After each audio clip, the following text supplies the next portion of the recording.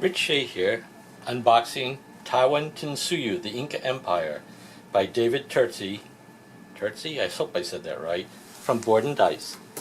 It's, well, he's one of the really hot designers now, and I ordered this just based on reviews, because it's the kind of complex, thinky movie game that I usually like. So, first I'm going to pull out the instructions here. I looked at them online. Here's the rule book. It's typical for these days. Nice production. Not trying to save any space. We're going to see a game board, a bunch of buildings, something called weavings, statues that we build, resource multiplier boards, festival tile, something that goes over the center, resources, stone, corn, potatoes. Then for the players, there'll be workers that don't belong to the players, but different things. Architects, couriers, craftsmen, priests, and warriors. Oh, and there's gold. Can't have an Inca Empire without gold, okay? And then more stuff. God cards, army cards, a player aid, you might need that. And then players have marking their conquests, marking their temple track position, step markers that they build that connect sections of the temple area, a scoring marker, and a high priest that they move around on the board. And here's the board. It's got an explanation. There's places where things go and tracks you keep track of. But basically, workers end up mostly, workers start over here or here and end up being placed on the temple. Your priests move around in this center thing, and each section, they're going to be like at a section. And then you want things to happen in that section or they're more expensive. So, as you can see, there's lots of examples. The instructions are pretty well written, easy to follow, a turn, lots of white space, how to place workers, because it's actually pretty tricky. The costs vary depending on where it is in relation to the temple steps and your high priest. So that's an important part. And when you place a worker, they typically aren't going to go away again. Each space is used once. You want workers to be close to your other workers because then you get multiple actions for a single worker placement. And you want the workers to match the space they're being put on, because then you get extra action spaces. And where they get put basically alternates between, and we'll see it on the board, between where you place a worker and the potential actions available being next to it. Okay, things you can do, you can get resources, you can build a building, you can build a statue, you can purchase weavings, which you put together in sets that you want a row to have, can't have repeats of a weaving, and you want to match up these edge symbols to get bonuses later. Merchants, you can train an army, produce stuff. And then there are secondary actions. So the high priest can do things, worship, offer, rejuvenate, because some of your cards are going to get flipped over when you use them, and you'd like them to flip back. Conquest, where you use your armies, which can die, but also can be flipped over. So recruiting the end of a turn. You have festivals and you score, okay, and that's the end of the game, right?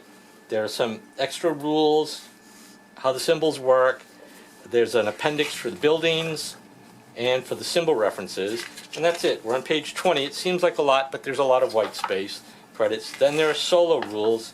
I won't spend too much time on those right now, but there they are. Like all games now, and a quick reference on the back. Like all games now, you have to have a solo mode. If there's no solo mode, like why would anybody even bother? Okay, workers get drawn out of this bag to go into different places, so they're in random order. That would be the gold, I believe, right? Pretty much, yes, gold. Little plastic gold. Can we see that? Yes. All right, so that's nice. There's one die for randomizing. I think that's in the solo game. Let's get out the wood pieces and take a look. Sort of standard meeples in different colors for the different kinds of workers. Pretty nice. Round wooden tokens for the indicators. Your high priests, look at those, are very nice. They're wood, individual, pretty thick. Happy with that. The players' steps, they'll go on the map. They sort of use to connect different levels on it, and you get bonuses when other people have to use those. Some more slightly smaller markers. These are the Conquest Markers. They're a different size than the other ones. I won't have too much trouble telling them apart. And then the resources. Stone, well, standard cubes. Well, the Incas were very good at making cubes. They're also good at making fun stuff out of gold. This is kind of boring. Potatoes, very important. And corn. And you can see that the production on the wooden pieces is quite nice. I like them. The colors are bright. Next up, the cards. The cards that are used fall into the categories of basically army and gods. God cards have a god. Those are the symbols for the different gods, and they have an effect. Build a step, get a stone, things like that. And they come in a vast assortment. Army cards have either one or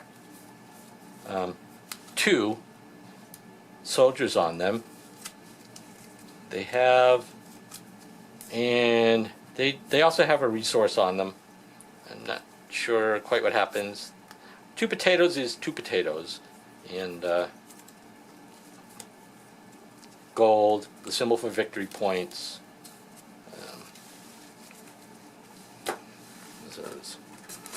There are 4 player aids. Each player aid is colorful, a lot of information, placement costs, descriptions of things. On the back, there's a, I think, oh, that's Axomama. I think, is that the, yes, I think that's the AI opponent, okay, to do terrible things. It's on the back of each of those there. Here's the piece that goes on the temple top. It's actually extremely thick, and it's only one-sided. It shows an action that happens relative to one of the 5 sides. Conquest, production, rejuvenating stuff. And I think that's statues and production, maybe. Then the rest of the cardboard. It's fairly thick, not as thick as this piece, or that centerpiece, which is referred to as the Coricancha tile. I'm probably butchering that pronunciation as well. It's off camera.